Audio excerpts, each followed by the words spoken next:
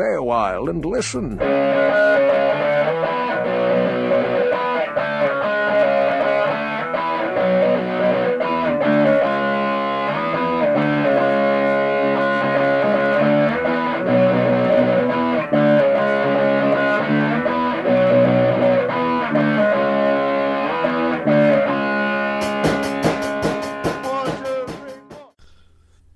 Welcome to another episode of Agony of Positivity Podcast.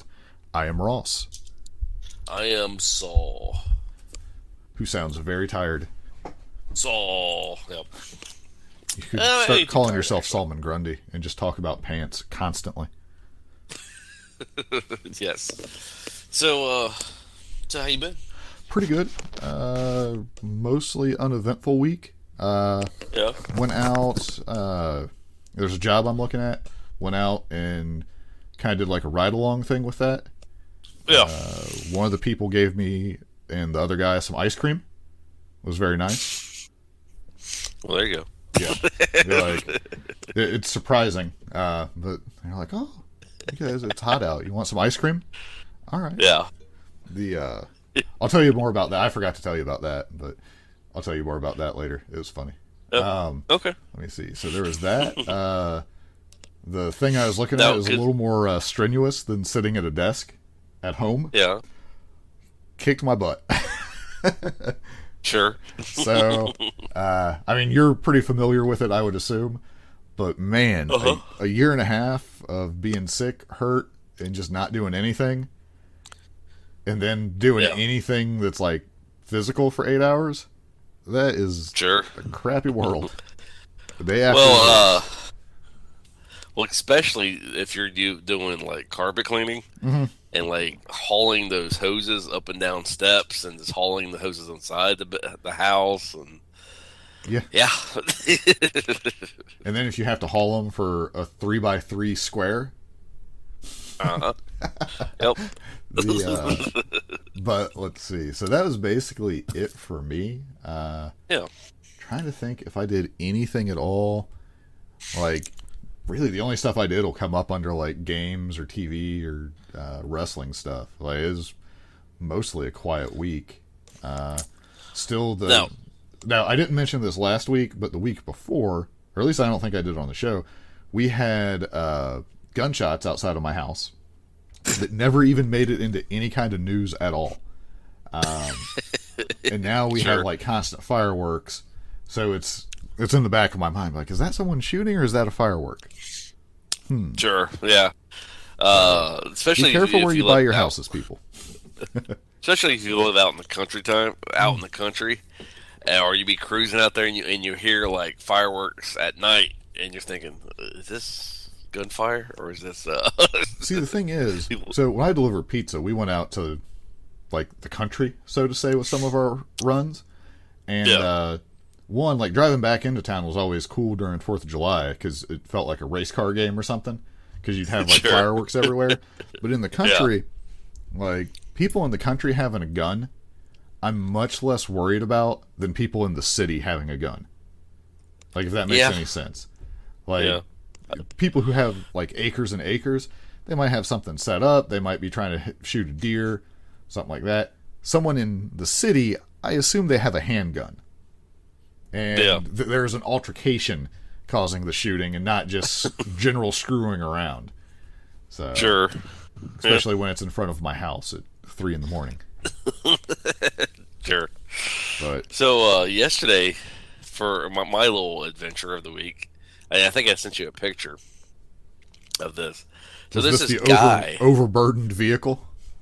Yeah. So I mean, I'm on the highway, and this van enters the arena, I should say, and he's filled, I mean, the entire back up with brand new carpet. Okay, and the van is completely weighed down, and he has up top, he has padding strapped down to the top of it.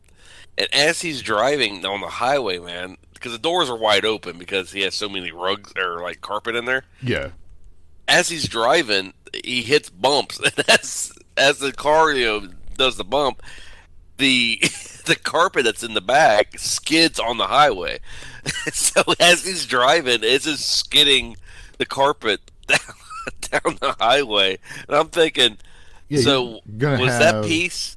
Yeah, Was that piece that's on the bottom? Was that this? Okay, we're probably going to lose this. That's necessary. That's fine. I right. don't Yeah, because know. that's I like mean, one of the areas where they're going to be cutting it off anyway to square it up to the wall. I guess That, so or I'm they just thinking, didn't have any idea that it was going to happen that way. I would hope for yeah, but either way, like, yeah, you sent me the picture of that, and I was looking at it, I was like, that seems like a lot. And it seems sure. like, I assume if you have a big van and you're hauling around carpet or rugs, that it's probably your business. Like, you got, like, where you work, you haul around carpet or rugs. Like, they Yes. usually fit inside the van, right?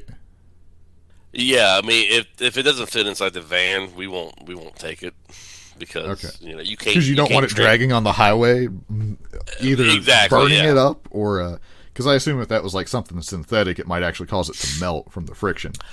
Well, there's, well, yeah, exactly. I mean, there's a lot of like people that outsource us, Yeah, that they'll pick up rugs for their business and they'll bring it in, they'll have us clean it, and then we'll give them. And some of the things, I mean, we'll wrap it up nice and neat because you've seen the process, yeah, how we do it over there. Well, so yeah. It we'll looks wrap like it a up roll of nice and salami, neat. but way bigger. And the people will come in and grab their rug that they outsource, and they'll just throw it on while it's raining. So it'll be like raining on top of the paper and everything. Hmm. And we're like, it's raining out there. Yeah, it'll be fine. Like, Whatever. you guys putting a tarp over that or no? Yeah, yeah, All right. Well, whatever. It's you guys. So yeah. So yeah, I don't know. So that was my week. from speaking with you, like when it comes to carpet stuff, I'm sure people love hearing about this all the time, but it seems like the difference between a place that gives a crap and a large chain that kind of doesn't give a crap is a surprisingly massive difference. Well, and I don't think that this falls with the place I work for. I think that goes with anything. Well, right. Yeah, from food to other yeah. stuff, T-shirts. A small town business is going, or mom and pop shop is going to care more than a corporation. So, Right. Well, are you ready? Do you want? We got the Steam Summer Sale going on. Do you want to move into video game stuff? yeah, it's all about video games because I did something pretty funny right. that you probably won't find it humorous Sure. because it's kind of mean spirited, but I thought it was funny. Get over here!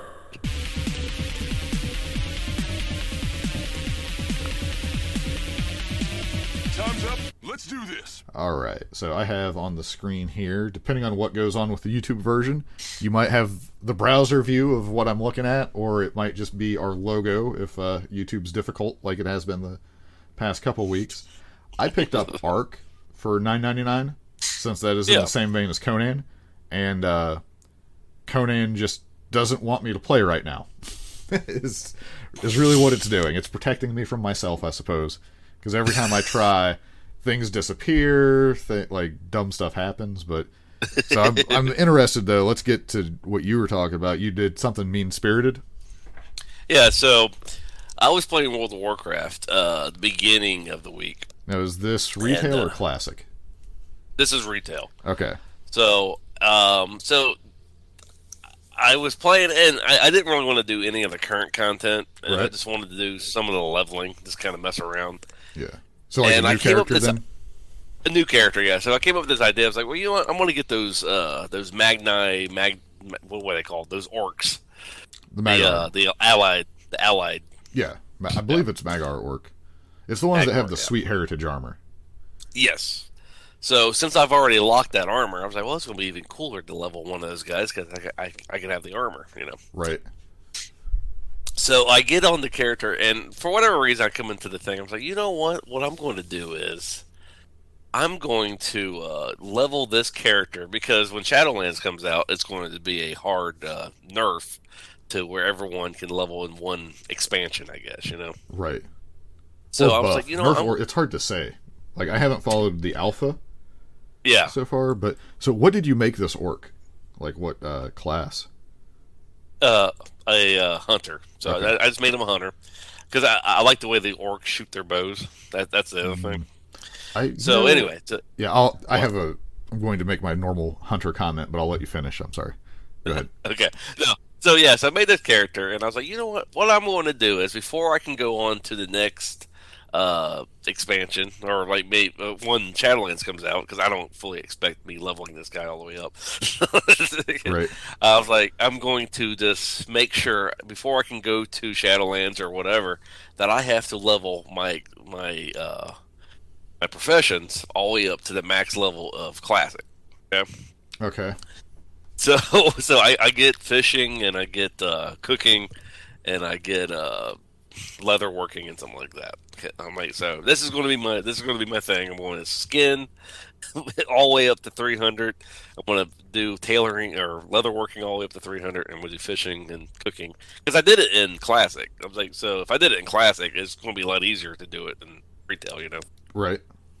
So I was like, all right, so I'm in Thunder Bluff, okay, and right now they're having the Fire Festival happening. Okay. The holiday season thing, and Right. in the Thunder Bluff pond. I don't know if you've been to Thunder Bluff in a while. No. There's like this little pond I up don't top like of Thunder torrents, Bluff. so. Sure. All right. So in Thunder Bluff, at the very top, there's like this little pond. Okay. And then for the holidays, they usually put like lily pads in there, and they put like candles on the lily pads to represent whatever holiday's happening. Yeah. So with the Fire Festival, they have like these little fire candles. Okay, so it looks like there could be something in this pond, but there's really not. So anyway, so I'm leveling my fishing because in Classic, that's one of the ways you can level to a certain point to get to certain fish. Okay, Right. so I'm Yeah. over there Well, and leveling. Well, this fishing guy is, comes. sometimes fishing is really enjoyable, and other Yeah. times it's the most like if you're having to fish to get a mount, it's the worst thing in the world. If you're just Sure. doing it to kind of kill some time in game, it's not bad. Yeah. So, so I start fishing, and like you said, because I've already played some of the character, and I'm not trying to level him. I was kind of leveling too fast, so I was like, okay, well, I'm kind of done with leveling. I'm just going to go over and fish for a little bit. So I'm fishing in this little pond, and this guy comes up and he messaged me. He's like, "What are you doing?" I was like, "I'm just fishing, fishing to level, and I'm trying to get the holiday mount." And he's like, "The holiday mount?" And I was like, "Yeah, the Fire Festival holiday mount. It's like some kind of big fire lord thing or something." And he's like, "Really?" I was like, "Oh yeah." So I'm thinking he's not going to do it. Well, so he pulls up and starts fishing right next to me. Okay, I was like, "Well, this is funny." So there's two people there fishing. Then a bunch of other people see that we're fishing. They ask what we're doing, and he replies the same thing I said. "Oh yeah, there's a mount that drops in this pond." So that everyone, I had like 15 to 20 people fishing in this pond, man. By the end, we're all fishing. I'm just laughing. I'm like, "Oh great, That is This fantastic. yes." So I wonder if because I told our one buddy that plays World of Warcraft about it. He's like, "I guarantee those people are still there fishing." I was like, "Oh, I guarantee you they are." I would not have guessed that you would have done that. I'm not surprised. Like, it's not like surprise because that's the humor, or I see how your mind would go there. But you probably Sure. didn't expect someone to. You were actually fishing for something more than fish. Clearly, Sure, sure. And well, because he's thinking, well, why would he be leveling fishing in Classic? I mean, here's Right. that type thing. yeah. You But, don't even need to. You can just go to the current expansion, and Yes, it doesn't matter. but yeah, I had like 15 to 20 people fishing in this little pond on top of All thinking that they over might at get a Thunder mount. Bluff. All think they could get the Fire Lord mount. I hope the for next time you Fire. log in to that character, you just have a ton of mail of people being super angry at you. If you do, you need to read it on the show. So, Yes. before next week's episode, So- you should check that. So you were going to talk about the orcs or something new with Oh, hunters. I or- hate hunters. Like, not It because wasn't. well, take that back. I have, like, because we've leveled characters, like, through leveling dungeons, basically, for old characters. And hunters genuinely are the problem. I'd say, I don't think it's as high as some people make it out to, but I feel like if you have a hunter, or better yet, if you're having problems running a dungeon, which you really shouldn't with heirloom gear and stuff, but if you are, there is probably a 75% chance that it is being caused by a hunter. Sure. And if not, well, if you're high enough, it's a fire mage, because what they're doing is spreading everything. Well, I think the problem with hunters is, and if you're brand new to the game, you're used to, your pet doing all the work, type thing. So, are you still there? Yeah, oh, no, okay. I'm just, I'm just judging silently hunters. So maybe that's the case, like especially in classic. Classic, if you've never played that character before, right? When you're brand new to World of Warcraft and don't understand the mechanics, I kind of understand it. See, what's weird to me is there's so many people, like, I have to base this on listening to podcasts, so it's a lot more like reading the forums and stuff, but those are the people who are a lot more engaged with the game than someone who's super casual. Like, sure. The casual people who don't even look at forums or listen to podcasts, like, even though I don't play super hardcore to be, like, cutting edge or anything, I'm way more involved I would say I was more involved with Warcraft before I played it than some of the casual players. Because I'd still, like, some of the podcasts at that time were really good, and it gave me an idea of what was going on in that game when I was playing Rift. I want to know what appeals to people about hunters. Is it the pet or what? Because the first MMO I truly played was Rift, and I was like, oh, I want to be a mage. Like, that's what's always appealed to me. Or a warrior, something like that. I've never understood, oh, I want to have a pet that I have to manage. That seems like work to me. Yeah. So I would love some kind of psych study on why, because it seems like Hunter is one of the most popular classes, and I just don't get it. Like, I don't play Frost Mage in retail because you have the elemental, but because I have brain deficiency issues, I suppose. Like, I think you can take Lonely Winter. It's a talent that gets rid of your mage pet, but just gives you a little bit of a damage boost. But it's not better than having the pet. Okay. And because I'm still, in my mind, I still min-max, even though it doesn't really matter, there's no way I can play without the elemental, because that's the better, like, clear cut, that one's better. Or at least last I looked into it, it was. So I just play stuff without pets. Well, I'll tell you what. I'll take your pet on the Frost Mage, and they can give it to a Holy Priest. Because, my God, leveling a Holy Priest... Yeah. Unless you're leveling through the dungeons. Disc Priest isn't too bad currently. But it's still slow. And, like, Shadow, you have to ramp up so high for Shadow to be any good. Yeah. Like, to get your damage. It's awful. Mm-hmm. I still have that orc sitting at like level 90 that it was just like, I can't deal, because we were doing that through dungeons, and it started out super easy, and I was able to do Disc Priest. We hit that like middle road where I had to switch over to Holy because there was just no way to keep these morons up that we were getting in our groups. Like, that's all it really came down to. Like, they were bad. Like, they were super bad. And then it was like, it just got worse. And it was like, I don't think I can do this. And then we, like, stopped playing those characters, or maybe the new expansion came out. I forget what happened, but it was one of those, like, I'm done with this. Like, I can't suffer through it. And then I've logged in a few times that character trying to play and just level through questing.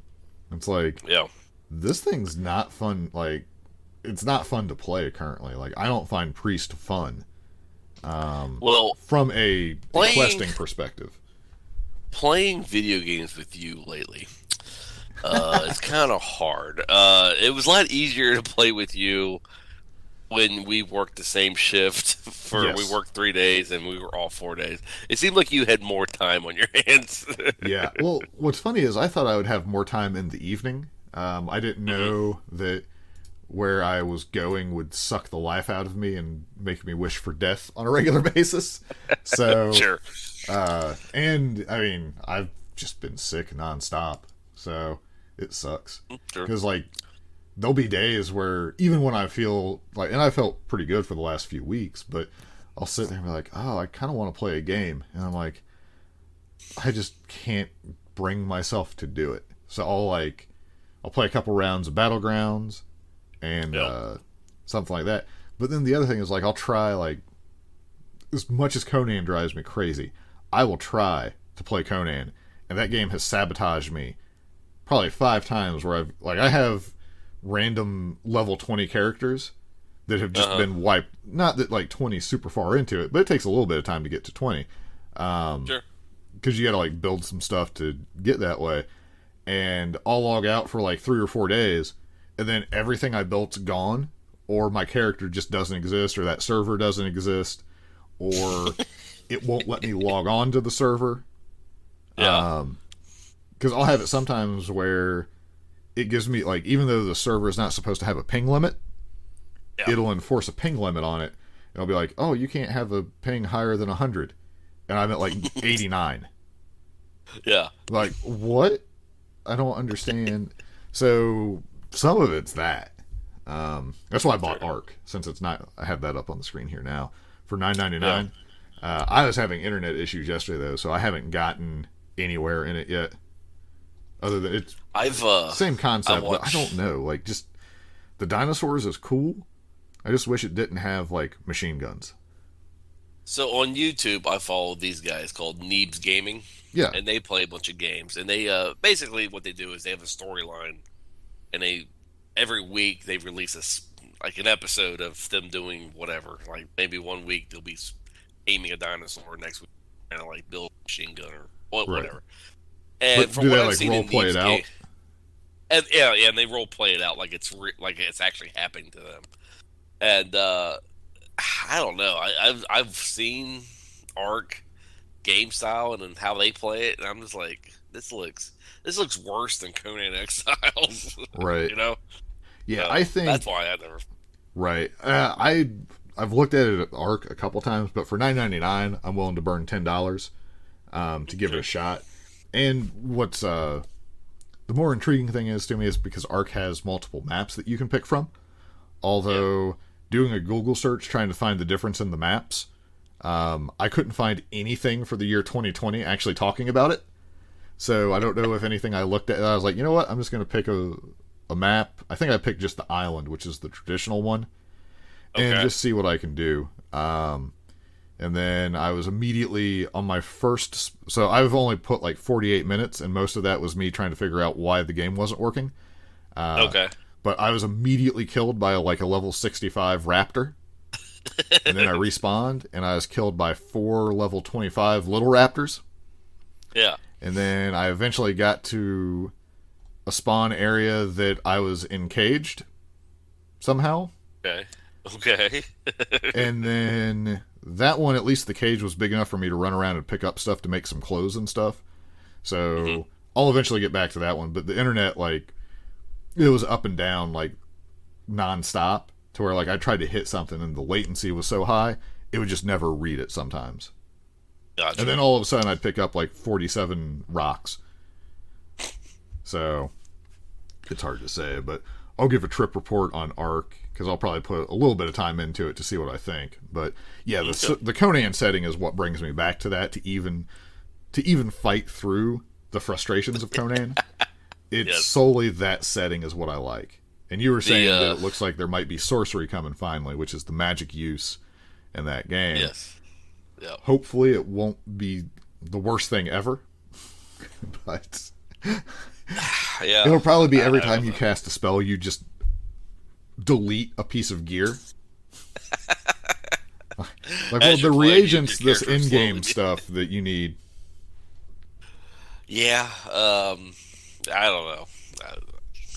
Have you ever looked into the farming simulator games? Like, what do you? I mean, like Farming Simulator 14 or whatever, or 19 or whatever. Like Farming Simulator 19 is $14.99 right now, or it's like the truck driver simulators.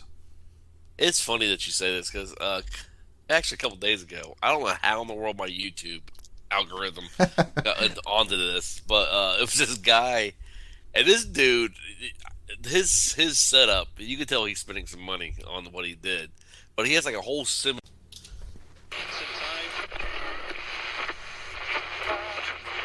Covered, and there's so much more. All right, we're back after my computer decided to freak out on me. So you were about to say, like, we were talking about the simulators, and all of a sudden your algorithm on YouTube is giving you this guy who has like a tractor setup or something, I'm guessing?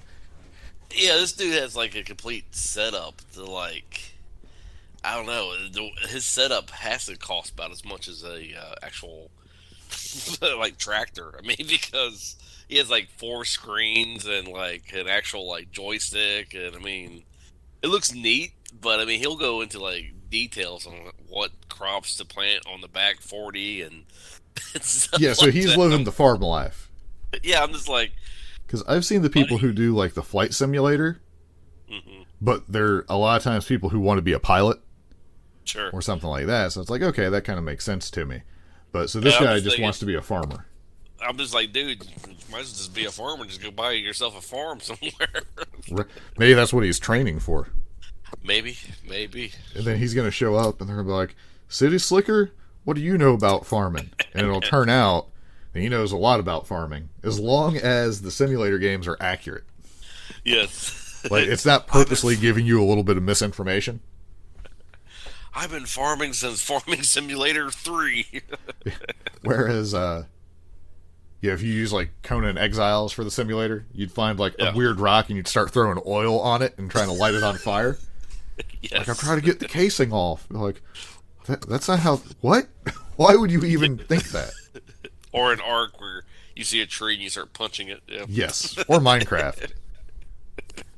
Not to say it, maybe like some of the guys who train Muay Thai, they could probably kick down like smaller trees with their shins, which is ouch. Sure. But yeah, but I've looked at the farming simulator games, the truck driver simulators, just as like something to kill time. But then I've also looked at, like at this point, it's like, well, I could get Stardew Valley. It's cheap right now. Or I could spend money with Nintendo and get Animal Crossing. And I'm going to hold off on any of that stuff. But speaking of Nintendo, did you see the Pokemon MOBA that they're working on? No. Do you care at all about Pokemon or MOBAs? No. All right. Then this is not the game for you, but it is going to be free. So you'll be able to change your mind if you want to be a Charizard and run around. So, okay, yeah. There's not really a lot of news on that game. There's not even a release date that I could find last time I checked. So there's not much more to say than that will be a game that I will play some, and we will definitely talk about it a little bit. It'll be mobile or on the Switch. So I remember, was it like, it was like 2 or 3 years ago when that Pokemon Go came out. Yeah. And everybody was playing for at least maybe for like a couple weeks, and then it got old or whatever. But yeah, I will admit that I did play it for like maybe 2 days, right. and I just couldn't get into it. I just You got to be a little bit into Pokemon, and then the collection aspect of it is what it was. Because like me and my wife, we'd be out, and like it was just something to do while we were out. Like, oh, we're going to this store. Let's see if we can find some Pokemon to catch. So it was one of those like just fun little things to do while you're already out and doing stuff. Yeah. And like sometimes we'll go out and just like drive around because we get stir crazy, and it's like, ooh, there's a Pokemon Center here. We'll drive by that, go through it, or we might find something like that. So we like still popular. So is yes. that game still happening? Is it? Yeah.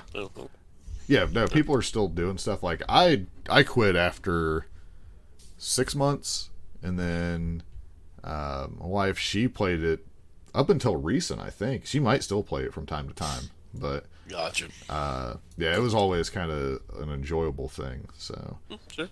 I mean, let me think, but yeah, if you have fun doing it, do it. right? No, you're supposed to. If you don't like it, no one should like it, and you need to tear them down. Yes. Do you wish you want to talk? You showed me this trailer, Superman Man of Tomorrow, the upcoming Superman trailer. You want to talk about that? I love me some Superman, so sure. Something that could never, ever possibly destroy us. Mr. Stay Puft. He chose poorly.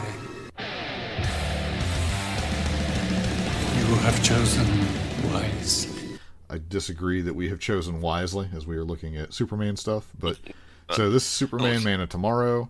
It looks like it's. I'm just going to do some still shots here. If we get something up on YouTube, basically it's Ma and Pa Kent where they get him. And it looks like it's going into what maybe his teenage years or slightly after teenage years. Yeah, it looks like his origin story, I guess. Right. So what? Same as Batman, I'm tired of. We all know the origin story. At this point, the only thing that matters in the origin story for Superman to me is what version of Ma and Pa Kent are we getting? Sure. And then, like, what's going to happen? But yeah, so he's not even got, like, the Superman outfit in the beginning. Some bizarre cross between, like, the Rocketeer and Batman. That's exactly what I was thinking. I'm at about 24 seconds where he's looking at the mirror. I was thinking, like, it looks like he's copying off a Rocketeer here. Yeah, and then they still have where... I do like the art style on this. Yes. They got the... Look up in the sky, it's a bird. It's a plane. Because, well, he's flying around, but there's also an unidentified object from outer space. Yep. Which is probably going to be the best part of this thing, because it turns out that it's Lobo. Main man. Oh, yeah. Main man. We're going to find out that Lobo fragged Pa Kent, and this is a darker Superman. Yeah. That's my guess. Sure. I mean, I have no problem with Lobo being more dark because it's I Lobo. think a lot of times Lobo gets played off as some kind of, like, I don't know, slapstick comedy character, right. But yeah. I mean, he's a funny character, but he's a serious character at the same time usually. And he doesn't actually kill Pa Kent. I'm just making that up because for some reason like we were talking about that not long ago, Pa Kent gets killed constantly now. Sure. Because that's what I think. That's the rules. I think the dumbest way that Paul Kent has been killed was in the Man of Steel movie, where the tornado just sucks inside. But yeah, we get Lobo. I assume is the main villain, but then there's like there's a shot here about 56 seconds into the trailer where it looks like he has a kryptonite ring. Yes. But he's getting attacked by what turns out to be the Martian Manhunter. Nope. Well, it looks like the main bad guy is from this site that I'm on. It's called Batman News. So I'm assuming this guy is really into comic books. It looks like it says it's going to be Justice League, the beginnings of the Justice League versus the Fatal Five. Interesting. Because there's this other thing that's jumping around. I'm at about 1:06 on the trailer, where it looks like almost like a purplish. I'm wondering if that's Parasite, or if that's like some kind of doomsday creation. Actually, you know what? No, maybe I'm wrong here. Batman News has failed me. It's listing all the other. All right, so never mind. Right. I don't know. So maybe Lobo is the main bad guy. I don't know. Let me see. Late summer. It doesn't really say because I'm at like the official DC thing for YouTube. It doesn't really say. Like it has like people who are doing the voices, but Parasite. So I might be correct on that.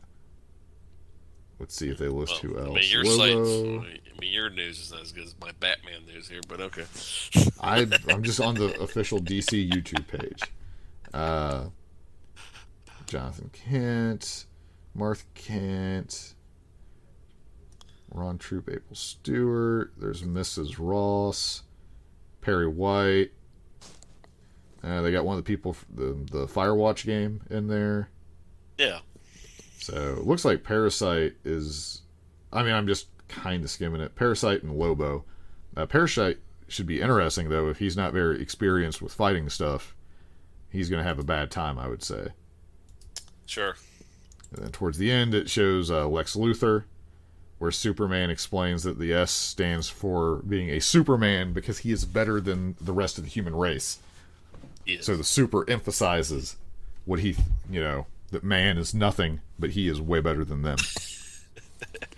Well, you know what? I'm going to have to agree with Superman. Well, yeah, I mean, that's true. Not much of a hero trait, but it is a statement of truth. So Hey, he's honest. He's just, you guys are beneath me. That's, right. I don't want to say it, but you're kind of making me say it. Right. I am curious, like, if Lobo will be the main bad guy, or if Parasite's the main bad guy, or if Lobo helps him. Yeah. Because Lobo kind of isn't technically 100% evil. He's just kind of evil. Why is Lobo on this Earth? Why is Lobo on Earth? Because he's a bounty hunter. Right. So someone had to put a bounty out on Superman's head. So I don't know. Yeah, for some reason or another. Yeah. Who knows? But I'm excited for it just because it's Superman, and I like DC animated. So. Right. Let me see something here real quick. Some of my problem, I think my mouse. I have like one of those wireless mice. I think the wireless mouse is giving me trouble too. There's just all kinds of problems everywhere. This podcast is going to be great to listen to. Oh yeah, it's going to be me complaining about stuff. All right, so I'm going to close this window for Superman of Tomorrow. Do you want to get to? Do you have anything else from an entertainment standpoint? I did not get a chance to watch any more Harley Quinn yet. No. I'm kind of good. Oh well, actually, I did watch the part 3 to John Wick. Yeah. And I got to say, as that character goes into different, part 1, part 2, part 3, yeah, the magic is kind of disappearing. Yeah. For me, because the more and more you explain about the character, it's kind of like the Joker. The more you don't know, the better off the character is. Type right. thing. Yeah, there's that element of mystery to it. Yeah, but that's just my opinion. I have a friend that loved the movie. He's like, "Oh, I think it's getting better." I'm like, right. We're different. We're different movie watchers. That can happen. Well, yeah. I can tie that to our next topic. For people that were more interesting, the less they did. Yeah. That brings us to Sting against Jake Roberts. So we're going into wrestling now, huh? All right. Yeah, if you're okay with that. Oh yeah, I'm fine. All right, I'm gonna do, because this is one of the requested things that it's taken us forever to get to it. But I'll do our little Batista thing here. I'm in control here, and you're gonna give me what I want. Give me what I want. You know what I want.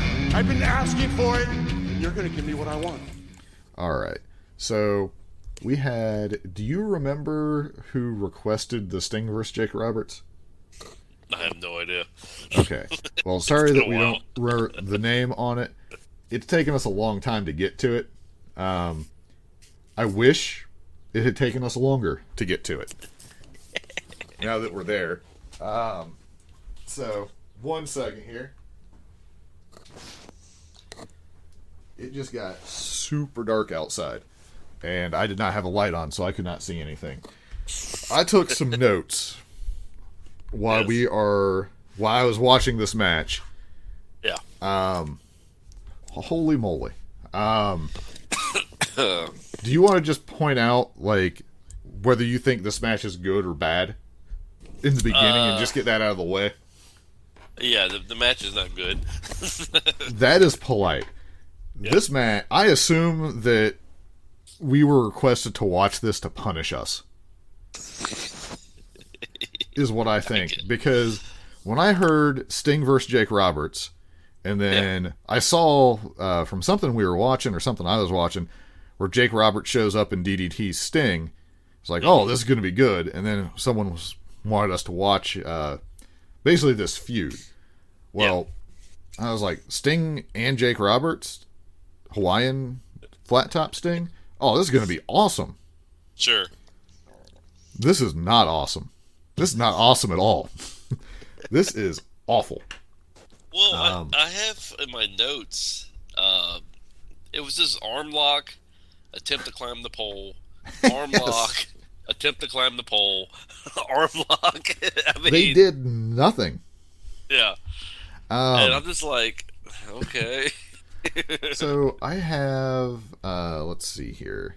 This is going to be a bit of moving around, but the site. So the first thing I want to say is they show like a picture of the miner's glove on top of this pole. Yes. And the first note I have is that's not what a miner's glove is, I don't think.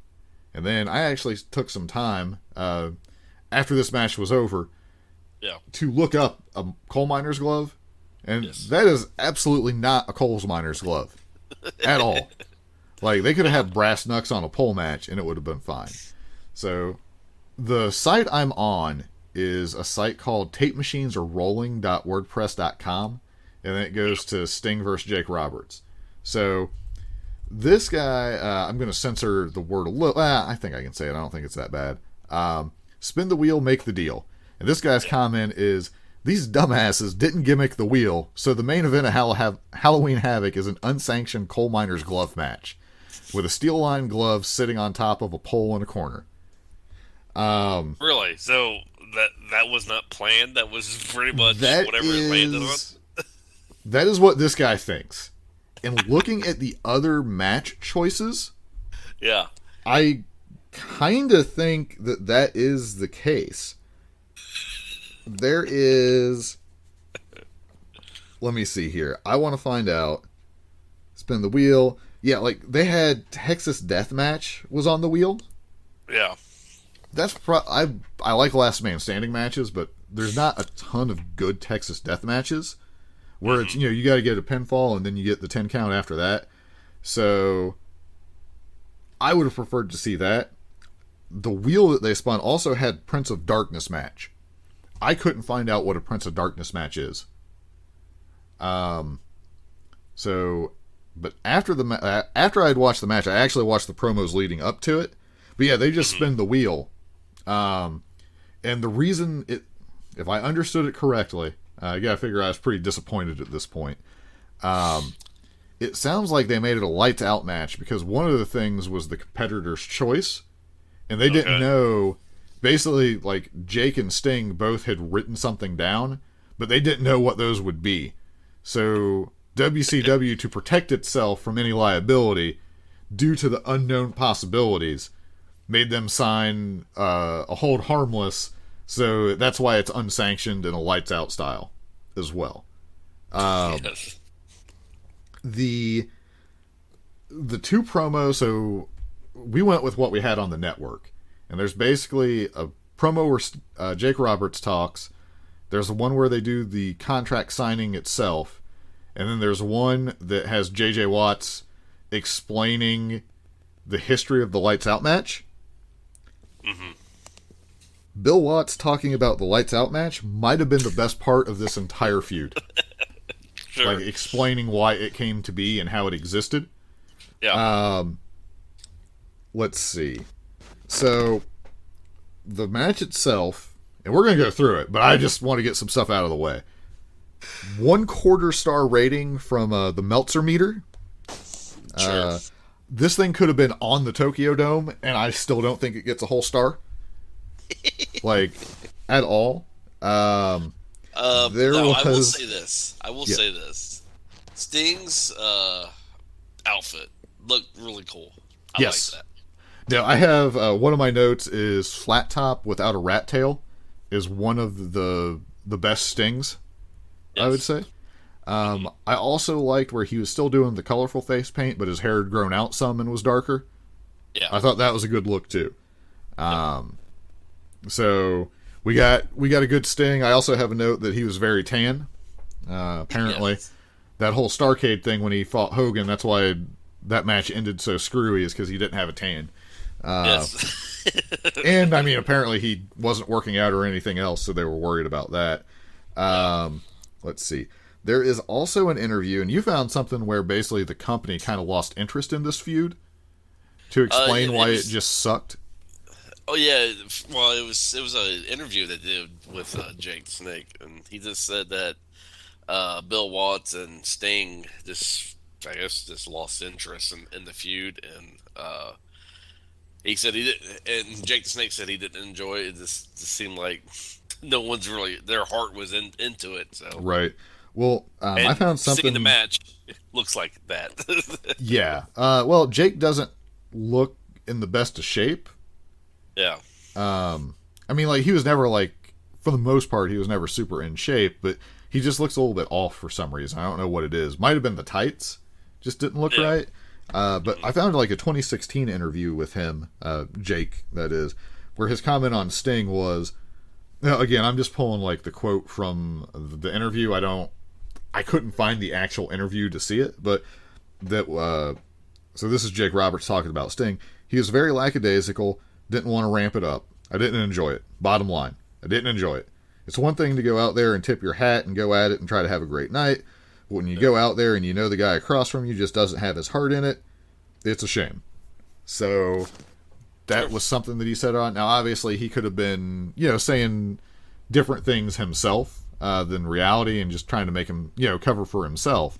But yeah, so this time frame, like, basically, it looks two like sides to every story. Right. Well, yeah, and I'd be curious as to what Sting would have to say about it, but I mean, this match was just bad. Yes. Now, I'm back on this Tape Machines Are Rolling website, where it gives like a brief breakdown here, where Jake came to WCW in '92. He left after the WrestleMania match where he got tombstoned like 18 times by Undertaker. I guess he had a deal with a different guy for a big money contract to come to WCW, but this says like the time he got to there, Bill Watts had taken over, and Watts apparently tore the contract up in Jake's face and gave him a much smaller deal. But since he had just left WWE, he really didn't have much choice. So he was here briefly, and then he went back to WWE where he was the saved Jake Roberts, basically. But getting into this match, so they give they point out, because Jake is known for having the Cobra, which I don't know if it's good or bad. The Cobra comes into play eventually here. They do have anti-venom on site, just in case. JR, good old Jim Ross, is doing commentary. Much younger Jim Ross at the time. This pole is supposedly 25 to 30 feet above the ring. Okay. I am going to tell you, that pole is not 25 to 30 feet above the ring. It is really high, for sure, because top turnbuckle is somewhere in the 5-foot range. Sting's 6 foot, and he still had to climb to reach the glove. So it's probably a good 12 to 15 feet above the ring. There is no way that thing is 30 feet at all. Let me see. Now, I did enjoy Ventura's. Yeah, I actually, one of the notes, I because liked his commentary. yeah, no, Ventura was always good. Yeah, so like the match starts, and it's the entire match. Like, if you've ever watched the old style wrestling where someone's working on an arm or working a side headlock, or and it takes a while, and you build up to bigger and bigger moves, almost like the No Mercy style games or virtual pro wrestling games are. You got to start with your light grapples and you work up. Like, the entire match is that first section where you're just working like one move, basically. Like, Sting keeps going for the arm. Jake keeps doing whatever Jake was doing, punching people. Like, they never got into that second gear of the match, it felt like. Yeah. There's like a couple points where no one goes for the glove. Ventura actually does a pretty good job of trying to cover for them on commentary. Like, because at one point, like, Jake bails out of the ring, and instead of Sting going up the pole, he follows Jake out and rams his arm into the post some. Yeah. And, so Ventura is at least trying to cover that, and his explanation is basically, like, it's pretty unusual to have to climb a pole during a match. So your instincts kick in, and, they bit of a feud, so he kind of wants to hurt or punish Jake a little bit, I guess. So that kind of stuff comes up. But they're on the outside what felt like forever, doing nothing. Yes. Like, I don't know. Looking at the shape, like, Jake doesn't seem to be moving around super great. I put a note here. I was like, there is no chance. Once I saw like it was high enough that you had to climb that pole, I was like, there is no chance on earth that Jake's going to be the one to get that glove down. Sure. Like, did that occur to you during this match? Yeah, that's what I was thinking too. I was like, so Sting's going to be the one bringing that glove down. Yeah. One way, whether he uses it or not, yes, he is going to be the one climbing that thing. Yeah. Again, I think it was really high. Like, I think it just would have think- been more interesting if Jake the Snake would have been like the smart bad guy and actually made the pole just fall down. That way he could have got the glove. See, I think that would have been better.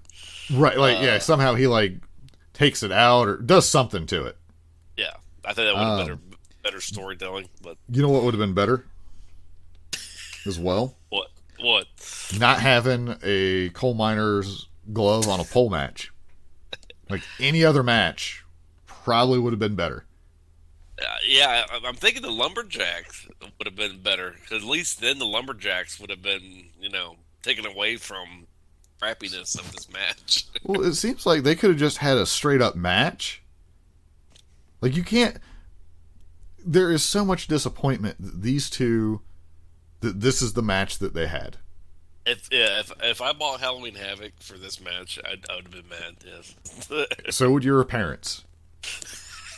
Yes. Because I would assume back in when was this 90 something 92, you probably weren't working just yet. So, Nope. the other thing that's so I was like, okay, this thing's gonna pick up. They're gonna make this pretty good.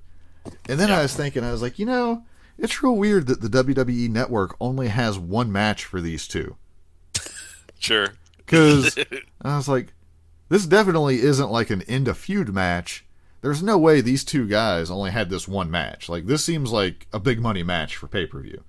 Yeah. So then I'm looking like on my phone, like through YouTube or something, trying to, even if I could find clips of something, there's not another match. Yeah. I'm like, this match is going to get worse, isn't it? And sure enough, I have a spot here where Jake went for his knee lift. Yeah. Which he has like a really good knee lift, but something weird happened, and like they both just like Jake bumped for his own knee lift. Like, do you remember what I'm talking about? Yeah. I know Where it was like, what happened? Like, I don't know if Jake was selling that he was tired, which I don't know how he was. All he did was have his arm wrung and like they laid on the ground a whole bunch. Yes.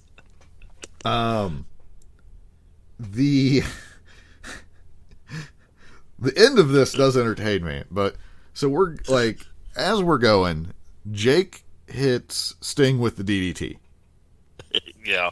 which the DDT at this point in time is the most devastating move on earth. Yes.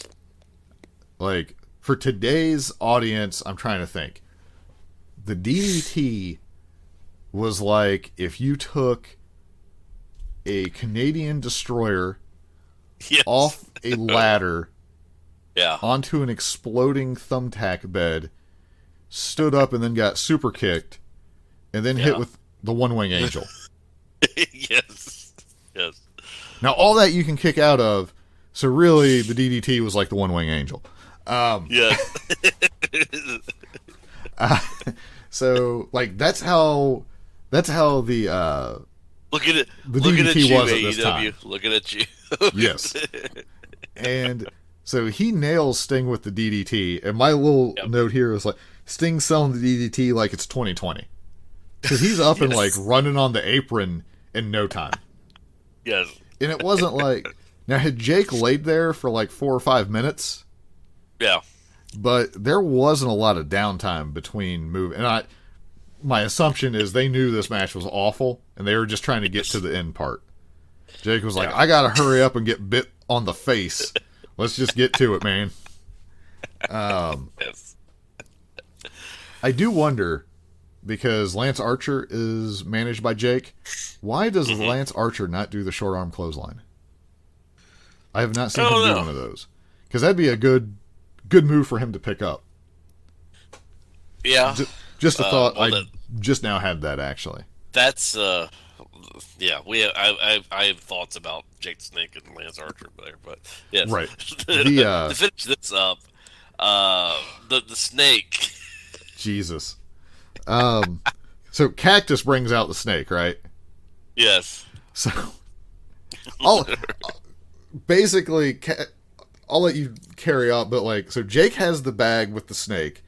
Sting has recovered completely from the DDT and has gotten the glove, and I'll let you take it home from here.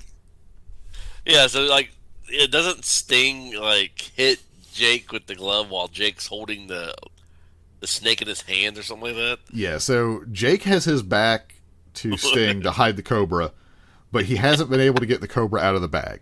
Sting puts the glove on, walks up behind Jake, and like, I think it was like a kidney punch. Yeah. But that causes Jake to bring the snake up into his face, to which the snake is supposed to latch onto his face.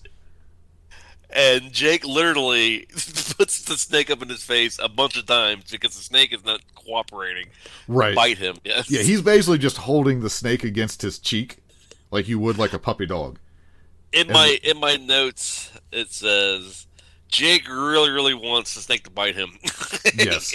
Well, this is the snake bites. My note, I just put, I did not expect a Cobra to the face of all the finishes to this. So they definitely surprised me on that. 100%. Because I was like, whatever, I don't know what I thought was going to happen. Yeah. That was not it. Because I don't think, I mean, it could have been Cobra. I mean, who knows? But I think that was like, it looked like a black racer to me. I don't know. Which is very, very similar to a Cobra. Right. Well, the way he had it held, it could have like disguised the hood some. Yeah. But either way, I mean, he eventually got a snake latched to his face. I assume the visual was supposed to be it really locked onto him, but why wouldn't that go wrong as well? My favorite part, though, was Cactus yelling at the crowd for them to help Jake. Like, someone help him! Someone help him! Yes. Sting's like, commentary's like, Sting just told us they better get an ambulance or something. Good thing they had that anti-venom. The match was something. It was really bad. So, if your intent was for us to review this as punishment for something, congratulations. It's worse because it took us so long to get to it, and in my mind, there's no way this match is bad. This would be like if you told me, hey, Kurt Angle and Shawn Michaels are going to have a match again, like back in the day. I'm expecting that to be a good match. Sure. And then if they were to go out and have like the Saudi Arabia equivalent of Brothers of Destruction against DX, like I just don't understand how this went wrong. So segue into anything else. Segue into Dynamite. Which, by the way, speaking of segue, did you know they're filed bankruptcy? What is? Segway, they went out of business. Either they filed bankruptcy or they just quitting. I don't know. The scooters? Yeah. I did not know that. I thought at first you were saying AEW, and I was like, wait a minute. What? No. Yeah, the Segway company. Like, that's a surprise. Well, actually, I heard reports that AEW, they can't stop the show doing live shows, or else I guess their TNT contract will just be done. Yeah, something like the same thing where they got to do live, but that was like basically just speculation. It sounded like.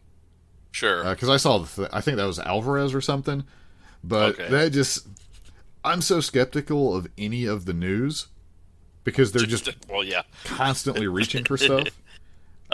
Sure.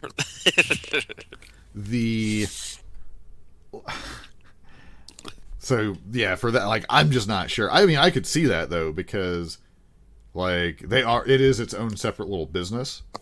So I could see where there'd be a point where it's like, is he going to reach into Tony Khan? Is he going to use his own personal money somehow for this? if that were to be the case. But So- hopefully that's not it, because they were doing pretty good. I think they still are for the circumstances, but for starting up a new federation, this is not the best year for that. Turns out. So, I don't know. AEW to me now, like you said, and with WWE too, a lot of things happening in the world with COVID and everything. So they're doing the best they can, but I did not really enjoy all like this Dynamite. There was a few good parts in it, but mostly I was like, eh. Yes. No, I would agree with that. The stuff that was good was real good. Overall ratings, like if you're following that stuff, not the best week for AEW. NXT did pretty good. Yeah, NXT like killed them this week, didn't they? Yeah, I think if you're super into that, I think like AEW did better in the demographics, I believe. Sure. But I think this is like one of the first weeks that they've gotten crushed, but we'll see what happens. Well, it's funny. I don't even know how the rating system works, because I heard an interview with Bischoff, and Bischoff says even he doesn't know how it works. So Yeah, I don't know how they did this. Yeah, well, I mean, if they're pulling the same information consistently, at least they're on the same scale from week to week. But I don't know what it includes. Like, I don't know if that includes, because like I watch on the Fight app, so I don't know if that's factored into it. Like, I have no idea how any of that works. So, Sure, exactly. So yeah, right. So it may not be the be all end all, but if that's what if TNT looks at the ratings, then that's what matters. But even as bad as they did this week, they're still one of the best things on TV. So as long as they're outperforming what TNT had initially hoped, hopefully they'll keep going. But yeah, this week I learned the origin of the lumberjack match as well as the lights out match from the Jake thing. Apparently I'm a lumberjack because I like Dinty Moore beef stew. I thought that was great. We had Chuck and Trent, your favorite people, were the only two who were really in the spirit of being a lumberjack. Yeah. They were dressed up. I appreciated that. Sure. You know, I hate lumberjack matches. They're not good. The first one I saw that I even thought was okay was Seth and Ambrose when they had one. Okay. Like, as far as for a terrible stipulation, like Ambrose brought up for that, like, because the Shield made their reputation on stacking people up, basically, that they had beat. So his thought was to surround the ring with people that hated them, basically. So it was like it was an interesting take on why he would have picked that as a stipulation. This one, they did okay for a lumberjack match. See, I'm going to disagree with you. I don't think they did, because the lumberjacks didn't do anything. Yeah, but they bounced around some places, so I was okay with that. Like, okay. But I mean, I'm not saying it was good.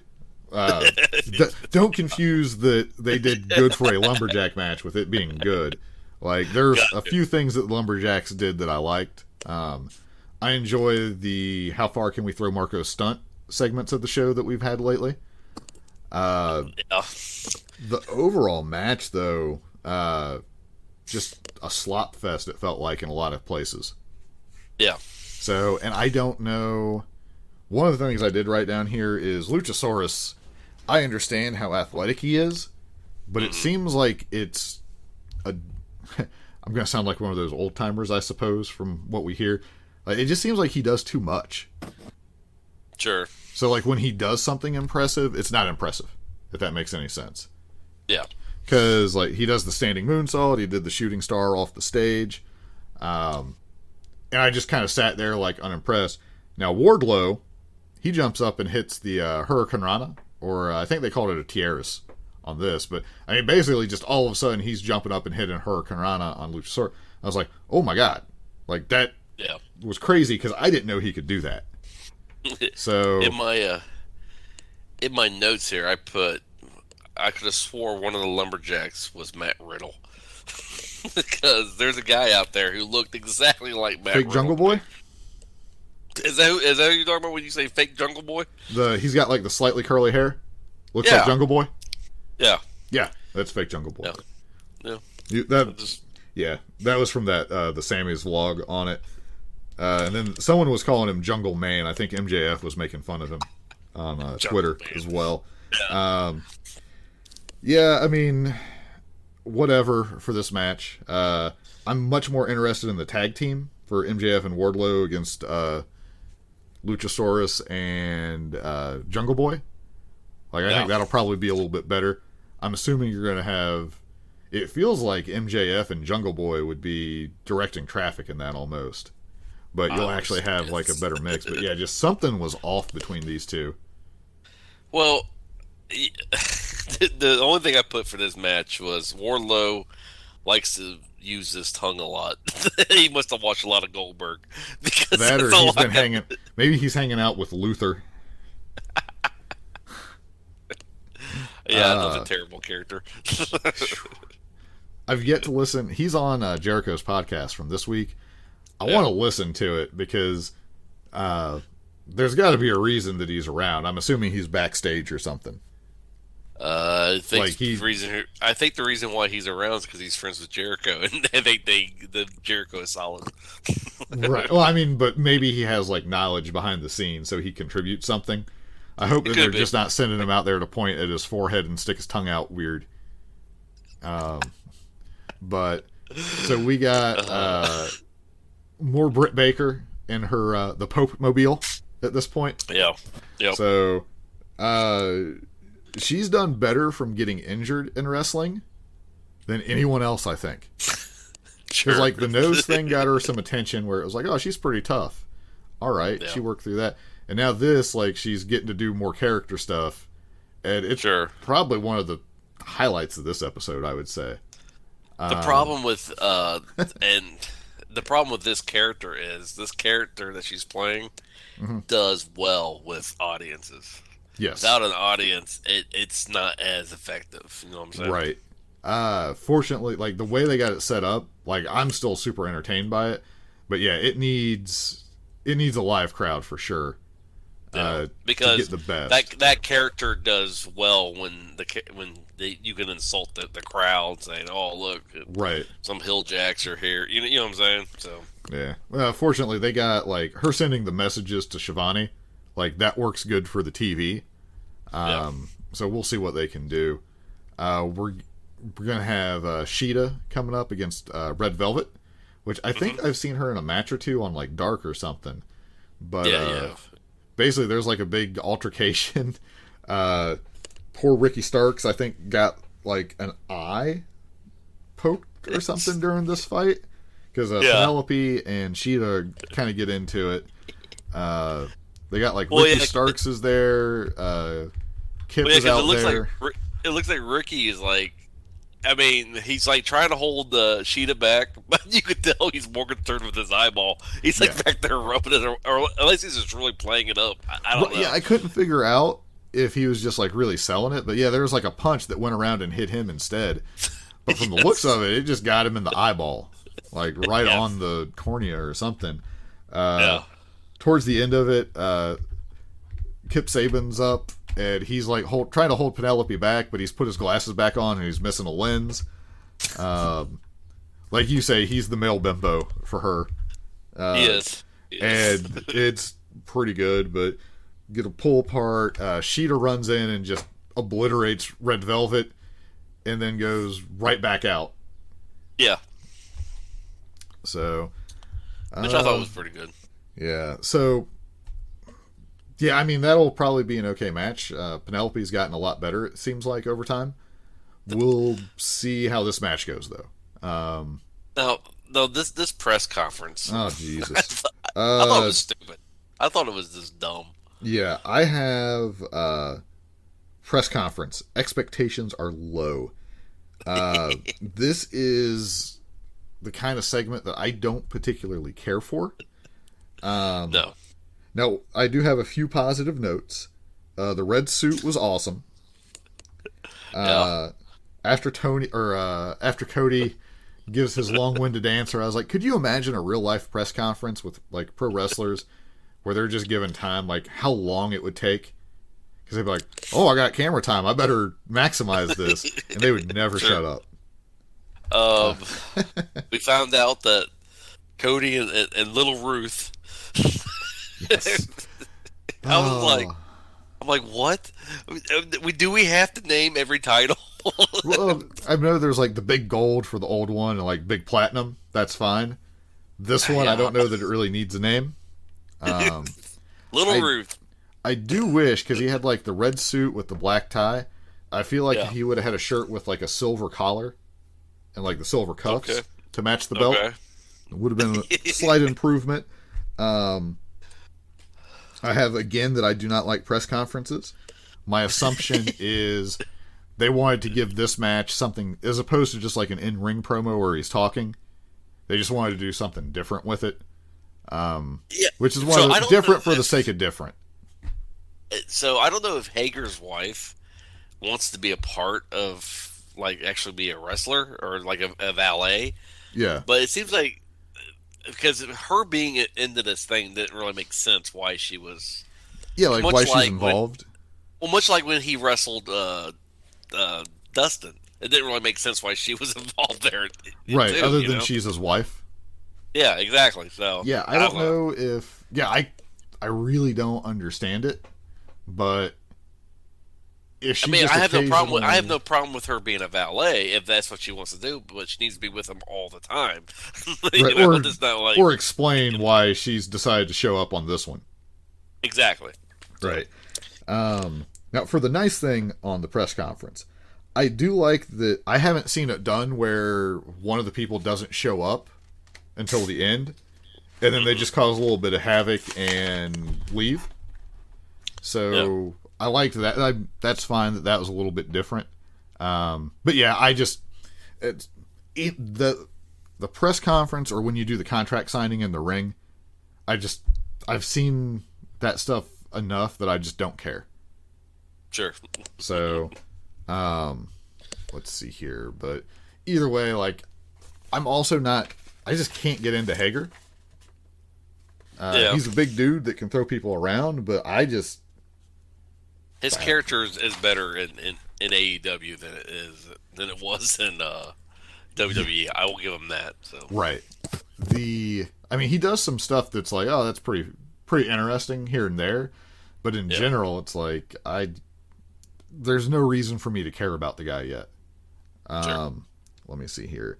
So we got, oh my goodness, we had Sonny and Joey against Colt and Brody, which I was interested from the beginning on this one. I will say, have you seen the extended cut of the Joey and Sonny road trip thing? The short version was all that I cared to see. The extended one is so much better because he's like walking around in the gas station, like not only is he getting like all the Lunchables, he's trying to find the Nutella. He's like drinking out of straight from the fountain drink machine. Yeah. Like there's some extra things there. The fight scene is a little better. I didn't see it. I don't know, but Sonny does the Johnny Cage like splits low blow punch in the parking lot. So I think that should become like an actual move. Obviously you got to distract the referee or whatever for it, but either way, like at least they're giving him something to do that it kind of goes back to the QT thing where it's a chance to make something where people might care. Still, it's not 100% my thing, but it's better than just two people. Like, hey, you guys are going to tag team now. This is why I'm not going to care about this tag team with the Bad Boy and Sonny Kiss. Janela's outfit is horrendous. I don't know what that was. I'm like, what is this? It looks terrible. Yeah, I was like, well, I hate the tights he has with like the Pantera, the band font on them. I hate that. Like something about the way his tights fit on him make the tights just look sloppy. It looked bad. I'm just like, all right. Like these aren't. I don't know. Like, I need to figure out how to start making tights and make it a business. But like, I'm going to do this for free for you guys. Yeah. You guys need something. I don't know what it is. But But yeah, so Colt and Brody is really what this match is about, I'm pretty sure. Yes, I would say. I have wrote down that I had some idea that it would have been, obviously, you can't do it, but because it's Brody Lee, if he would have called himself like the General, and some kind of like Dukes of Hazzard joke to be made for the General Sure. Lee. But there's also the other General Lee, so and everything going. You can't do that, but somewhere there's a funny Dukes of Hazzard joke. Sure. I did notice on and off, Sonny's offense is getting a little more aggressive and looking better. Some of the stuff in this one definitely had that where it was, I don't know if it's like laid in a little bit more or just outright stiff, but it looks better, like just in general. Sure. But yeah, so Colt and Brody win, and Brody's like, look what you did. When really, Yes. Colt did nothing. Brody just handed him a pen, basically. But he's like, Yes. look what you did, Colt, with our help. So Exactly. we're going to get a little bit more out of that, like a little slow burn on it. But, I mean, it does make more sense that the stories progress slower because you're only seeing each other like once a week for your wrestling matches. So, let me see. I thought, so at the end, you get the Murder Hawk shows up. I thought they were setting up a 2-on-1 match for Fyter Fest. Yes. But it turns out that's just going to be a 1-on-1 where Murder Hawk just probably kills Joey, is my assumption. Well, you know, why wouldn't you? I mean, I guess it would make them look bad, Sonny Kiss and Janela. But yeah, why wouldn't you do a 2-on-1 contest? Right. Well, and it might be like, again, like my mind still has like that WWE mindset in a lot up from watching stuff. Oh, they're going to do 2-on-1. But yeah, doing a 2-on-1, like someone who's been functioning as a competent tag team against one person should not lose. Yeah. Just like your tag team champion probably shouldn't be able to get beat by one guy and like an 8-year-old. Yeah. Let's see. So, due to safety concerns, QT Marshall stayed at home, which made Allie very sad. But we get SCU, the Christopher Daniels and Kazarian version against FTR. This I thought was good. No, yeah, I thought this was the I think Jericho and FTR match was the best thing. The highlights, yeah. Dynamite. Christopher Daniels can take a mean shatter machine. He is probably the person who took it the best. Mm-hmm. I don't think I can call this move the Goodnight Express. Don't I'm like going it, to try, because FTR feels natural to call them that now. So maybe the Goodnight Express name will grow on me, but Sure. I don't know. Trying to see. There was a weird suplex to the outside that looked like it turned into a DDT, and I was worried that somebody was hurt going into one of the breaks. I got a note here. Seems like Cash is looking a little bit bigger, or maybe he's been cutting some or something, but he just seemed to have like a better build to him. The unprettier, possibly as bad of a move as the axe kick. And then where Dax just ate the angel wings with his face. Yes. Like when he took that, it was just like, yeah, brother, just lay me flat. I'll turn my head a little bit and we'll just see what happens. Because he just ate it. They very much seem like they want to be Arn and Tully. So maybe they're just like, let's do what they did. Just give it to us. Right. Well, make it look good. Well, yeah, because you had, what's his name? Dax. I'm pretty sure he did like the slingshot suplex and threw the 4-up. So, which I always thought the slingshot suplex was the most devastating thing ever when I was real little. Oh, sure. But yeah, but so the best part of this match, yeah, was Lucha Brothers. Yeah. So the FTRs continues to show up in their truck. They have excellent timing skills to always arrive at the building when it's time for their match.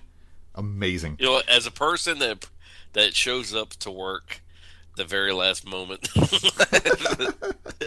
I agree with them. Right? No reason to be there. We're No paid by reason the to be match. there until you have to be. So in my mind, they're just doing what I do every day when I go to work. Right? Yes. But yeah, so FTR does. They won the actual match. I don't think there was much doubt that they were going to win, but it was just overall, it was a good tag match. Yeah, it was. But yeah, afterwards, Butcher and Blade show up and they're getting ready to steal the truck. But they're really a distraction because the Lucha Bros are suddenly behind FTR. Yes. And they have challenged FTR and the Young Bucks to a match at Fyter Fest. Somehow FTR is able to accept that for the Young Bucks, who are not even at ringside. Yes. Yes. But yeah, so Pentagon and Phoenix, they beat up FTR. Yeah. They may have mentioned once or twice that they, in fact, have zero fear. Yes. And then they steal FTR's truck while also pointing out that they have zero fear of the police as well. Yes. Yes. It looks like they're setting up a feud with the Lucha Brothers because Right. on Instagram, FTR has been insulting. Well, I mean, they've Lucha been Brothers. talking about them not like tagging right and all kinds of stuff. So Yes. it'd be funny if they challenged them to a stipulation of like a strict rules tag team match with a 5 count. Be the first time ever in wrestling. Follow the rules match. Yes. I mean, it would be amazing. Like, even if they just Yes. joke about that, it'll be fantastic. But yeah, so, and then like the Bucks eventually came out, but it was too late, and you can tell that we're going to get the Bucks and FTR, but it seems like they're going to do, they're going to make you wait just a little bit for it so you can get a little familiar with FTR, which is probably the right move. I wouldn't do that match until 2021. Yeah, when you can do it for a crowd, hopefully. Yep. You got a video package that showed up with Kenny and Hangman talking about their upcoming match, which made me love Hangman even more. Like, those guys are weirdos. I agree with him. The problem I have with this match, I mean, I like Hangman and I like Kenny Omega separately. I don't like them as a tag team because they don't fit it as a tag team. Now the tag team that is actually a legitimate tag team, I don't like them either. So I don't know who I'm going to root for in that match. It seems like you would want best friends to win just so maybe Kenny and Hangman go do their own things. Yeah. Like, it seems like it would be time for that. Although I'm okay with them winning and losing it to FTR or something like that, so that the Bucks FTR match is a bigger deal. But their match isn't going to need the belt to be a big deal, so I don't know. Yeah, exactly. But yeah. And then Hangman, what was the other thing he said? He was like, "Oh, they're really good. Still going to whip their ass, but they're real good." Yes. To contrast with Kenny, where Kenny seems more rah-rah team, and Hangman's like, no, that's not how it is. Yes. So we get some more. So after that, and Hangman's shirt was ridiculous as well. Yes. Makes me It want seems to like own a with bunch of Hangman- cowboy stuff. It seems like with Hangman, they try to make him look like a '70s cowboy from a TV show as much as they can. So yes. Yeah, it's with no hat though. Like, he never wears the cowboy Yes. hat. That's the big thing. We got Taz joining commentary for Brian Cage for about 10 seconds. Mm-hmm. He just wrecks this dude. Cage that power does. bomb. Yeah, that was amazing. Yeah, I put my only note is powerbomb over the ropes is sweet. The way that guy, that guy sold that power bomb so awesome. It was great. That I'm assuming that will be a GIF that lives forever. I've never Yes. seen. I don't know if that's a normal Brian Cage move, or if just because of the stage he's like, oh wait, we could do this. Like, I don't know how that came about, but it was perfect. Cage does a really good job of protecting the head with the drill claw. I mean, granted, he's also a massive beast, so Sure. I assume he can easily control, like, he can manipulate your body very easily if you're allowing him to. Yes. But we get, like, another Taz promo where he calls out Moxley for staying at home. Well, it looks like I don't think that match is going to happen. I would assume not. If for some reason you're listening to a podcast that primarily does wrestling and you're not aware of the news, his wife, Renee Young, in WWE, tested positive for COVID. I have no sources except for what I read on the internet, so obviously take this with a grain of salt. It sounds like she tested positive, he tested negative, but they chose to isolate, basically like kind of hang out in separate parts of the house. His concern was if she gets worse, he wants to be there. And he also doesn't want to go to a hotel because he doesn't want to potentially risk the people at the hotel getting sick. So, but I would assume that it just makes no sense to have him. You don't have to have this match right now. So I would think that he's not going to have it. And then Jon Moxley's 2020 and title run is one of the most cursed events ever at this point. Now, what they should do is, and I don't know, do you think... I think it would be really good as a heel tactic to make them strip the belt. Like Taz could push for them to strip the belt from Moxley because he's not defending it. And I don't know. I think that might be actually pretty good for as a character build and everything.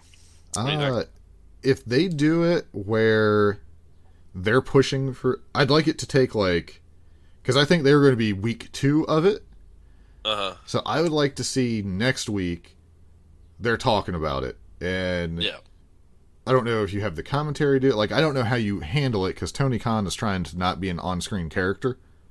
But be like, well, yeah, but the reason that Moxley isn't here, and explain that, you know, it's a safety concern, and have them really push that that's not their problem.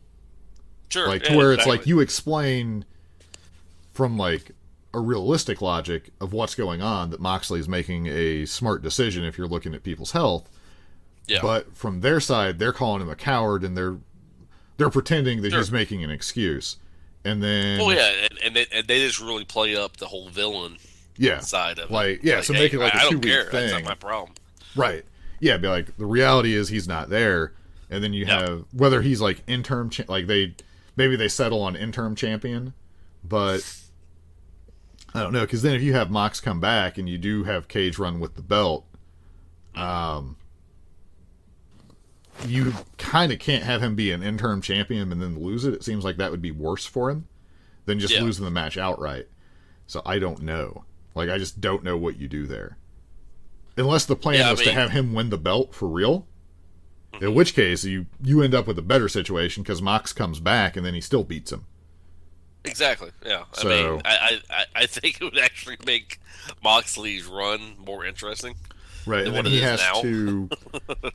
He either ends up just putting Cage over and does something else for a while, or he builds back up. But I think you have somebody else beat Cage at that point. So, and then I mean, assuming Moxley stays around, he'll definitely have another opportunity because he has just been hosed on. It would suck to be the second champion ever.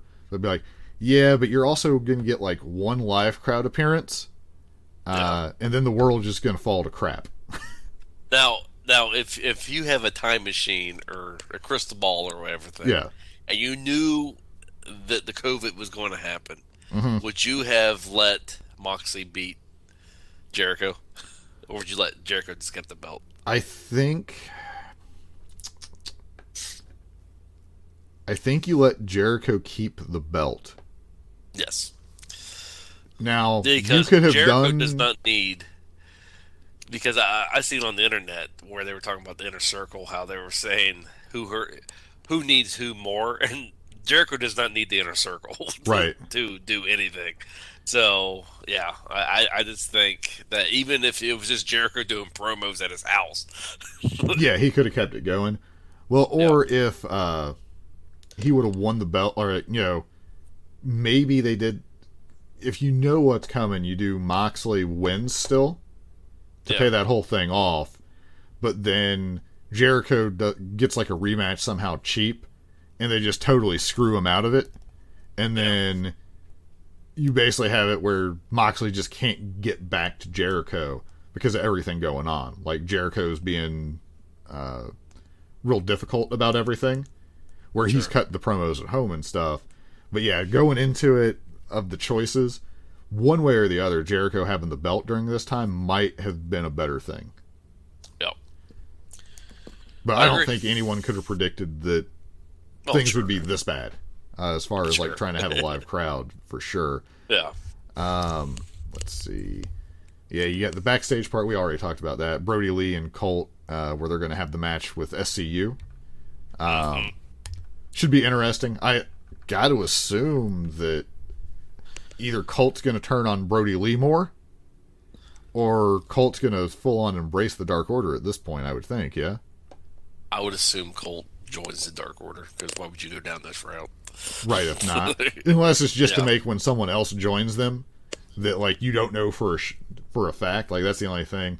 I've said it before, I'd like to see a more serious version of Colt Cabana. Just to see how that goes. I was kind of bummed that we didn't see, what's her name? Anna Jay? Was that her name? Yeah, like they haven't done anything with that yet. I'm surprised she didn't come out with them. Right. You know, maybe as a valet we'll or something. I don't know. So. Right. Well, I mean, and we don't know that she joined either. She just was escorted away. So we'll have to see. Let's see here. We go, Big Swole. This whole segment was weird, and I'm glad that the internet noticed it as well. So she basically dumps more trash on Britt. But did you notice that Rebel had a leaf blower and was just blowing it at Big Swole? Yes. I had that. I was like, why did she have a leaf blower? And I just don't know. But yeah, so that was pretty good. Eventually, Big Swole is going to have to pay for her crimes against the role model, but who next week is probably going to have like a semi-truck that she's in or something. Yes. There was an awful lot of lettuce in that trash can, though. Someone doesn't like their salad that they got. I guess. So, final actual match, I don't think there was any more matches, was the Matt Hardy as Damascus against Santana. Pretty good. Overall, I'm going to say pretty good. I don't know if that's right. I mean, it was a match. I noticed, because something happened to Hardy during the match, I think. I noticed it was during picture-in-picture. I don't know if you would have had it on the normal. On the Fight app, it was just full screen. But there was a point where Santana was trying to whip Hardy into the turnbuckle, or there was like a reverse Irish whip kind of thing, and Hardy fell down real weird during this Irish whip. So if he was actually hurt, that might have been where it was. But it was just like he was thrown, and he just like ate the ground. So I don't know if like a hip gave out on him or if that was intended. But it just looked super awkward when I saw it, and I was like, that doesn't look good. Yeah. But yeah, overall, this match was just I mean, it was a match. It was something. Matt Hardy winning, I don't think really helps Matt Hardy. Santana probably would have been better off winning this one. But I mean, they're probably setting clearly they were. They got like the private party match coming up with Hardy with them and Santana and Ortiz, Proud and Powerful. Let's get to the thing that actually was good on this here. Jericho and Orange Cassidy. So I thought this was an excellent segment. Yeah. Jericho, when he was started off with the white of the chicken crossed the road and kept doing the joke, I was real confused. And then it was like, oh, that makes sense. Like, it was perfect for what he was doing, but I didn't get it at first. Yeah, Jericho's he's just really good at Just ad-libbing, I guess. I assumed that was all him ad-libbing that because at first I was like, chicken, what? Where are we going with this? Right, and he was like, oh, okay. Like, he made it make sense very quickly. Yeah, I mean, I'm sure he's, like, thinking about it, like, over the course of the week, but he... So, as I was watching this, so how did we even get to this point? Because at the beginning of it, it was Mike Tyson. Yeah. So did Mike Tyson, did that just fall apart, or I think that they're just whatever? holding off on that, would be my assumption. Hoping Okay. for crowd, probably. But yeah, because it was basically Orange Cassidy wandered into their interview time, like just walking around, because he didn't want, like straight through. So Jericho started talking trash about him. Then he called out Mike Tyson, but Orange Cassidy came out instead. And then it basically just like he's been making Jericho angry constantly. So now it's gotten to this. I assume Jericho wins this feud. I don't know. I can't. I thought that. I can't see. But then the end of this, like, if there would have been a crowd for this, you would have thought Orange Cassidy was Steve Austin, like 1999, 98, somewhere in that range. But yeah, so like the whole Jericho thing is basically like he basically explains the Orange Cassidy character, I guess. Yeah. Like 100%.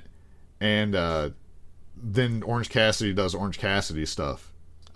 Sure. Because he told him if he does his stupid kicks and all that, he's going to kick his butt, basically. So Orange Cassidy just immediately does that to him. Sure, yeah. But it turns into like one of those brawls. And again, it's like, Orange Cassidy is showing what he's actually capable of against Jericho. So they have like this crazy brawl. At some point, I don't know when it happened, but Cassidy starts bleeding from the ear.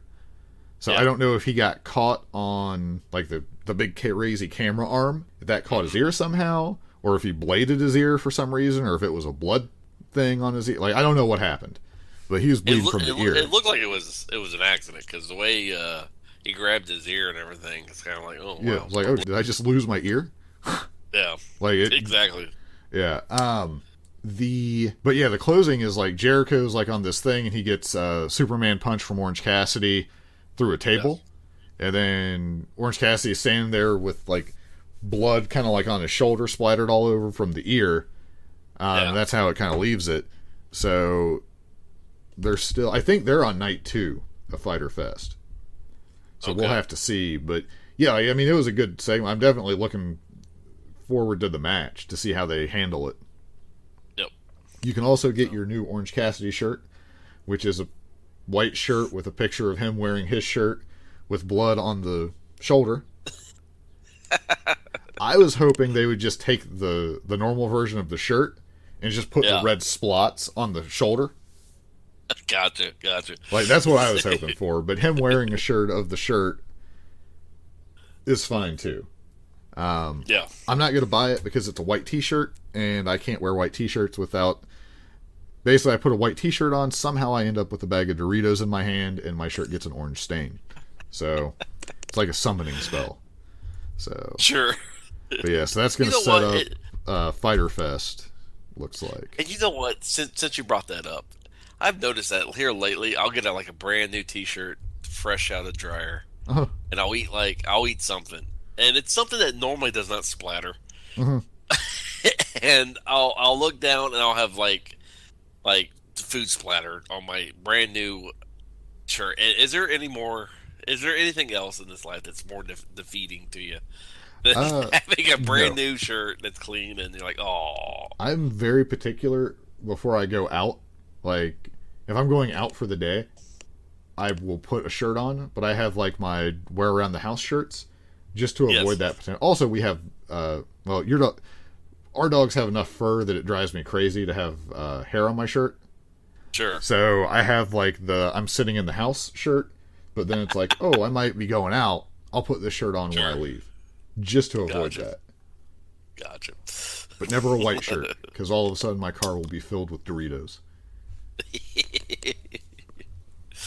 Well, I think we pretty much covered everything with all the shutdowns and Yeah, I everything imagine else. that maybe by next week there'll be verified news to talk about with WWE and whatever is going on over there with the COVID. Like, there's crazy reports of like 30 people being positive for it, but it. Now you said something about you heard some weird rumors or whatever, or like some kind of strange, like weird, like conspiracy theories or something that you wanted to. Oh yeah, I heard one of the conspiracies because basically Renee Young having COVID affects Jon Moxley, which is AEW's champion.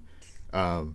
So I read, and it wasn't just one place, but I saw a couple different people, and they weren't like, we're not talking like journalists, I guess, like nothing like a Meltzer level where they have some degree of credibility, I suppose you could say.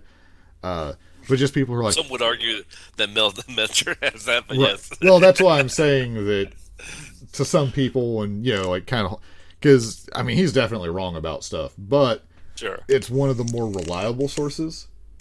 Okay. Versus like the random YouTube videos I see, that Yes. constantly pop up for me, where it's like, I'm not even going to watch your video because I know you're just making stuff up. Sure. But yeah, people are like, oh, well, they intentionally got enough people to have it so that Renee Young would get it. That's why they had her do the Intercontinental title thing to try to get Jon Moxley sick to sabotage AEW. And that's why they are doing the Bash at the Beach or American Bash or whatever it is, like counter-programming Fyter Fest. Like, that's all a big plan. It's a very dangerous plan. Yeah. Like, regardless of your opinions on severity of COVID, intentionally infecting a bunch of people with anything, on the off chance that you infect the person that you want, to hopefully spread it to a different person, seems like like, wow. That is impressive. Yeah. Like, that's as many people needing to be involved and not spill the beans compared to like a moon landing. So Sure. or be like, somebody will talk about this. So now I hope as well there doesn't come out like somehow that actually turns out to be true, that was the plan, because then it makes every conspiracy theory ever, I have to consider it at that point. Like, I just have to assume that everything that someone comes up with might be true. Be like, well, this crazy thing sounded completely impossible. Yes, impossible, not impossible. But yeah, so yeah, Did you see where on Twitter where I guess the Loch Ness monster? They have pictures of it. Are they I really guess, blurry? Well, no, it's like brand new pictures of this thing that's swimming in the Loch Ness. No. Yeah.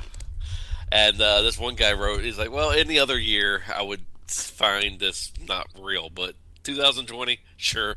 It's Loch Ness Monsters time. I've pulled something up. I'm on ScienceAlert.com from a couple days ago. Yeah. A new photo circulating of the Loch Ness Monster, but guess what? It looks like it's just a big fish. Sure, but the thing is huge. Whatever it is, swimming. And I think a lot of people are saying that if this is a Loch Ness Monster, it's the some kind of catfish that lives over there. Hold on. Okay, so this says that it was a digitally manipulated photo. And it was just a catfish. Shame. Yes. No, but I would agree. If there was going to be a monster show up, this would be the year for it. Bigfoot, you're next. Could you imagine for Saudi Arabia show Bigfoot versus Goldberg? Yes. You know, there's nowhere else that I'm going to fit this in to talk about. I was watching the best spears of Goldberg video. Okay. I don't know why, because I'm not really a Goldberg fan. The fact that he had no real clue about wrestling, if that makes any sense, he had no respect for what we would consider like the legends of wrestling. So it didn't matter who he speared, he didn't care. Yeah. So that's why I think if he would have actually been a wrestling fan and he had any respect for like Hogan or any of those guys, like the bigger names, he might have held back a little bit on the spear with him. So tried not to actually kill him.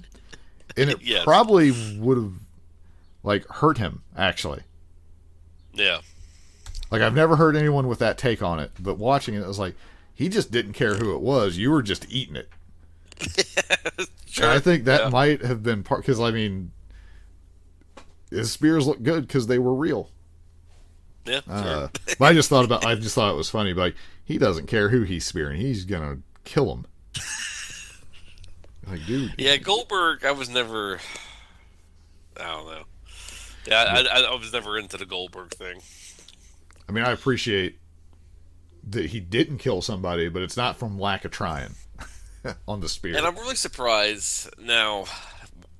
I understand Ted Turner was a kook far as not wanting to wanting to work with Vince McMahon. But dude, can you imagine if like Vince McMahon and Ted Turner could have worked something out?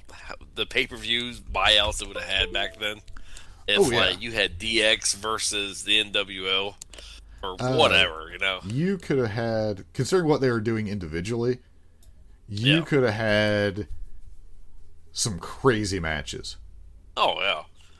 I mean, it would have been hard to figure out how to book the endings, but just seeing it, like a one-time event, if you would have had Goldberg, Austin, and then DX, NWO, and then Sting, Undertaker, back when they, like, holy crap. Yeah, you would have, like, obviously, whatever building you were in was going to sell out. The pay-per-view buy probably would have been insane.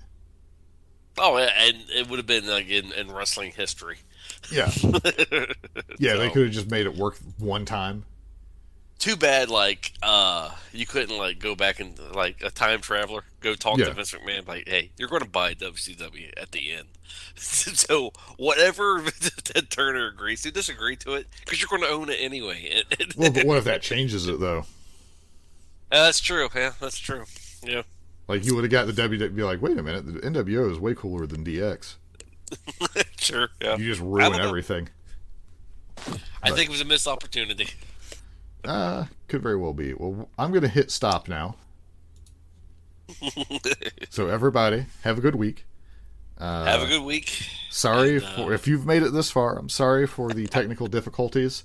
Hopefully, I'm able to edit things well enough that it's not totally jarring. This podcast was kind of a train wreck, but hey. It's a lot like a lumberjack podcast. Hey, it's a lot like 2020, so there you go. All right.